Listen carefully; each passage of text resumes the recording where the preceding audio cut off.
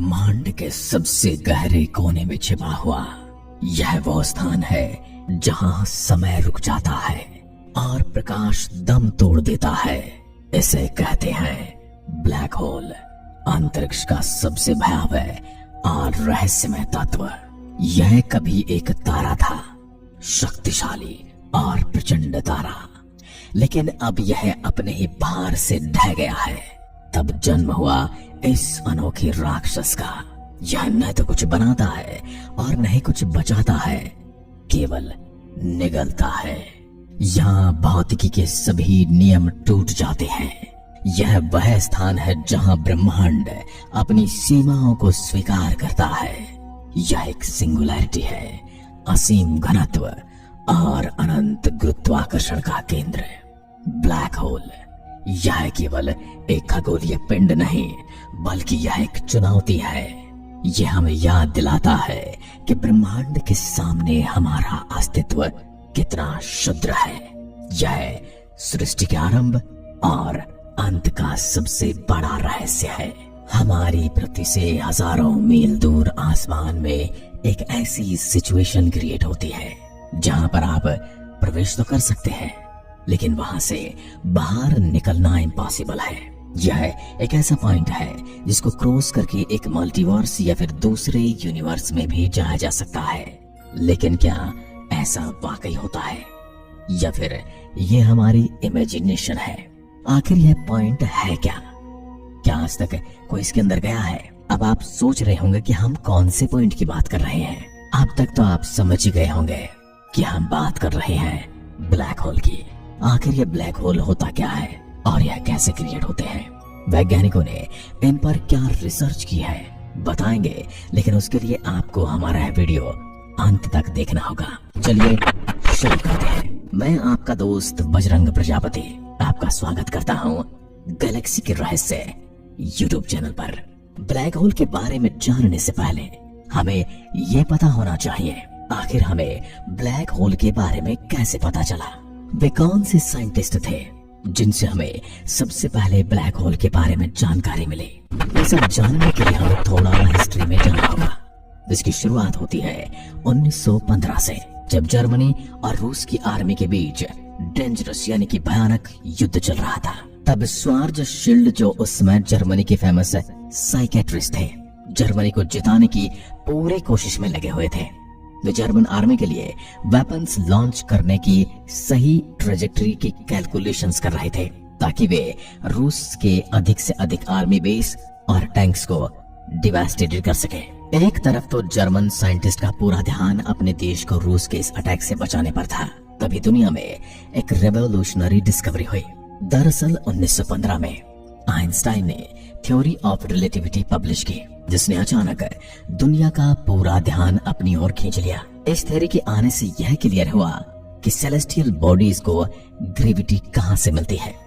Einstein की यह equation gravity के काम करने के तरीके को बहुत ही सिंपल फॉर्म में समझाती है। Theory of relativity Albert Einstein द्वारा प्रेजेंट की गई एक भौतिक थ्योरी है, यानी एक फिजिक्स की थ्योरी है, जो कहती है स्पीड, टाइम और मैटर का मेजरमेंट ऑब्जर्वर की सिचुएशन और मोशन पर डिपेंड करता है। आइंस्टाइन ने बताया कि ग्रेविटी केवल यूनिवर्स के स्पेस टाइम में हैवी ऑब्जेक्ट्स द्वारा डेवलप किए गए डिस्टॉर्टेड कर्वेचर के कारण होती है, जिसकी तरफ दूसरी भारी वस्तुएं अट्रैक्ट होती हैं। इसी स्पेस टाइम के कारण लाइट भी बेंड होने लगती है और यहाँ तक कि इन हैवी ऑब्जेक्ट्स के आसपास टाइम भी धीमा चलने लगता है।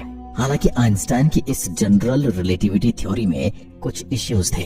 कुछ जगहों पर तो यह इक्वेशन काम कर रही थी, लेकिन कई जगह पर यह बिल्कुल फेल हो गई। इस दौरान जर्मन फिजिसिस्ट श्वार्ज़शील्ड का ध्यान भी आइंस्टाइन की इस थ्योरी पर गया।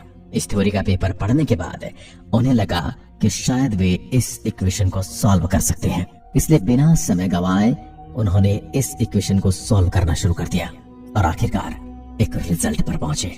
उन्होंने एक ऐसे स्टेबल यूनिवर्स की इमेजिनेशन की जिसके बीच में एक बिना इलेक्ट्रिक चार्ज और बिना रोटेशन वाला ऑब्जेक्ट रखा गया है। इस ऑब्जेक्ट ने अपने आसपास के स्पेस टाइम को मोड़ दिया है, लेकिन एक फिक्स्ड डिस्टेंस के बाद यह स्पेस टाइम बिल्कुल फ्लैट हो जाता है। ऐसे में यदि आप इस स्पेस टाइम से होकर गुजरते हैं तो आप पर किसी भी तरह की ग्रेविटेशनल फोर्स का इफेक्ट नहीं पड़ता।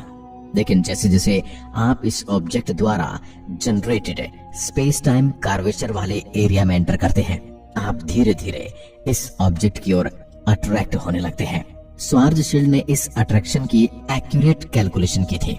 श्वार्ज़शील्ड की इस थ्योरी को जनरल रिलेटिविटी थ्योरी के सॉल्यूशंस और श्वार्ज़शील्ड मैट्रिक के नाम से पब्लिश किया गया। लेकिन जब दूसरे साइंटिस्ट ने इस नई रिलेटिविटी थ्योरी को देखा तो उन्हें इसमें भी कुछ प्रॉब्लम मिली।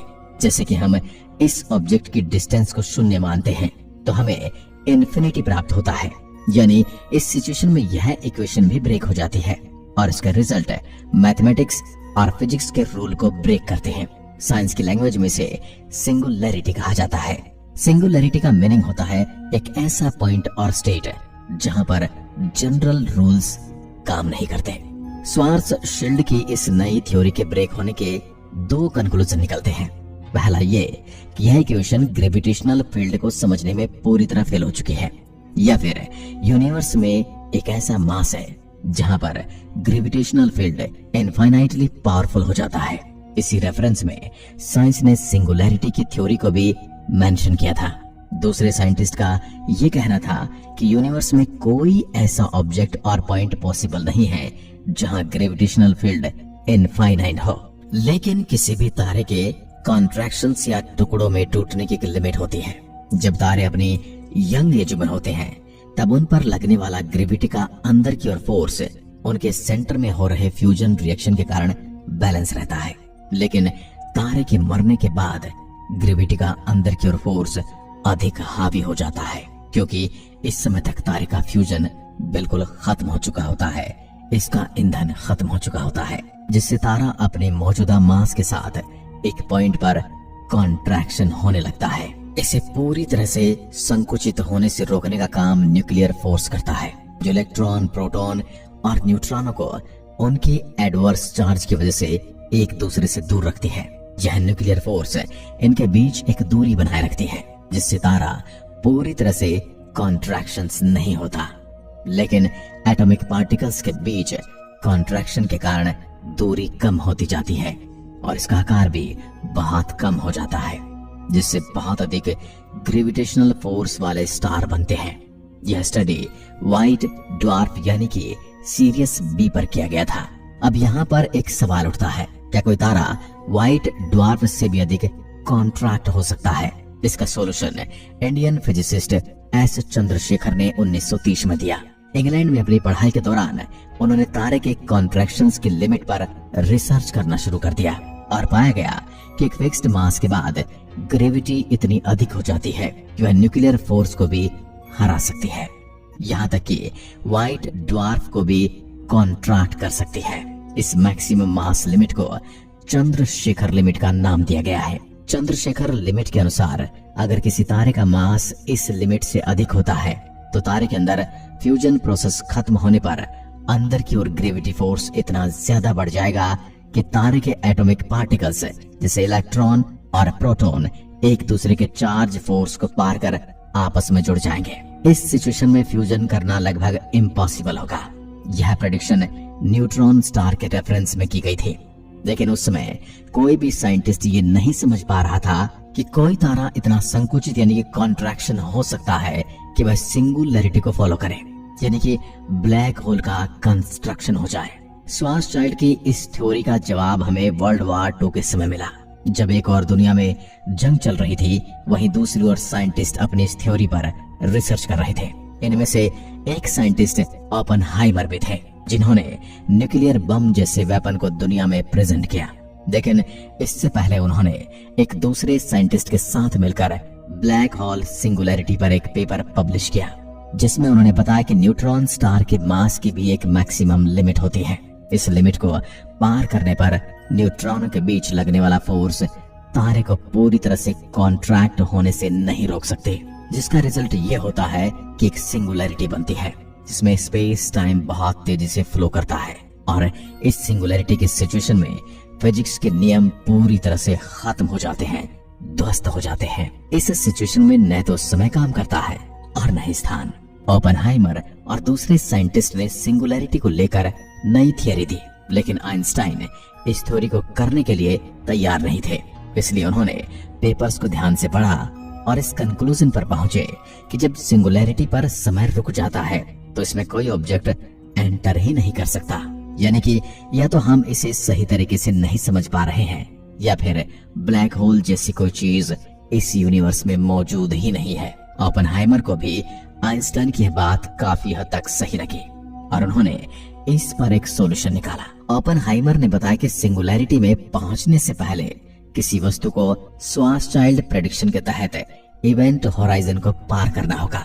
जैसे कि मैंने बताया, इसमें टाइम की स्पीड बहुत अधिक बढ़ जाती है, इसलिए इसे मौजूद फोटॉन्स भी दूसरे ऑब्जर्वर तक नहीं पहुंच पाते।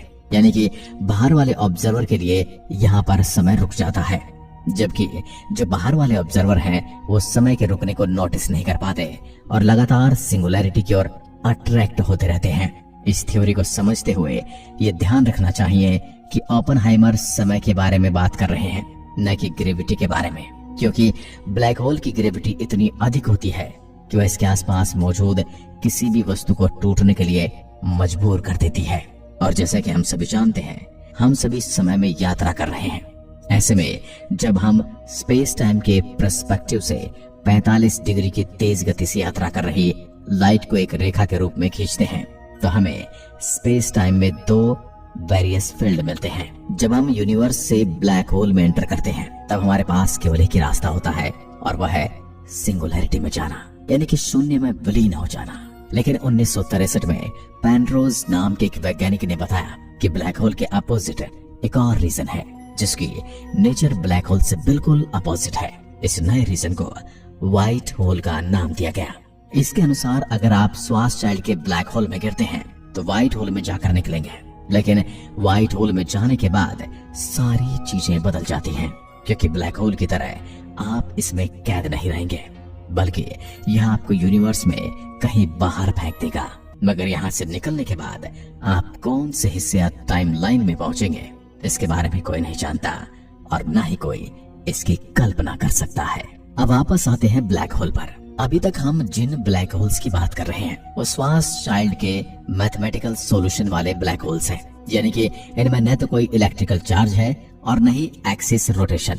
लेकिन हमारे ब्रह्मांड में छोटे से छोटे एस्ट्रॉइड, चंद्रमा, ग्रह, तारा, यहाँ तक कि गैलेक्सियां और क्लस्टर भी अपनी दूरी पर घूम रहे हैं। यह एक लॉजिकल क्वेश्चन था जिस पर 1960 में काफी सवाल उठाए गए। अल्टीमेटली 1963 में रॉय केर नामक एक साइंटिस्ट आए। उन्होंने आइंस्टीन के फील्ड इक्वेशन में चेंज करके हमें बताया कि ब्लैक होल्स घूमते हैं या नहीं। उन्होंने बताया कि ब्लैक होल्स की रोटेशन फील्ड में कई स्पेस होते हैं, जिसमें पहले स्पेस का नाम है एर्गोस्फीयर। इस क्षेत्र में स्पेस टाइम की मोशन लाइट की मोशन से अधिक होती है, जिसका मतलब ये हुआ कि आप यहाँ से वापस यूनिवर्स में बाहर आ सकते हैं। यदि आप इसे पार कर जाते हैं तो आप ब्लैक होल के आउटर होराइजन में पहुंच जाते हैं, जो कि ब्लैक होल का नो रिटर्न जोन है, जहां से वापस नहीं आ जा सकता।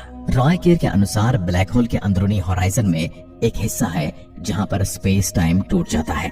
वहां न तो टाइम का फ्लो होता है और न ही कोई ऐसी पावर होती है जो हमें सिंगुलैरिटी की ओर अट्रैक्ट करे, लेकिन वहां एक रिंग स्ट्रक्चर दिखाई देती है जो ब्लैक होल की रोटेशन करने वाली एक्सिस के रूप में होती है।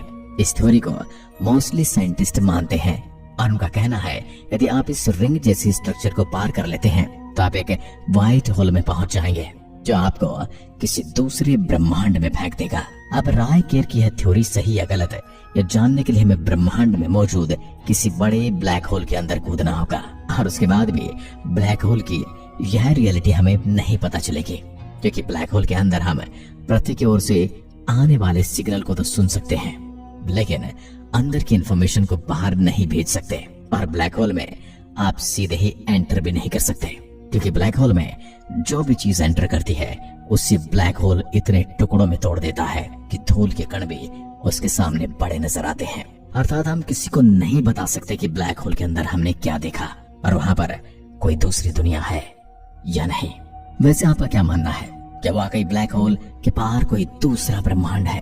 हमें अपनी राय कमेंट में जरूर बताइएगा। अगर वीडियो पसंद आई हो तो इसे लाइक करें और हमारे चैनल को सब्सक्राइब करना बिल्कुल ना भूलें। जय हिंद, जय भारत।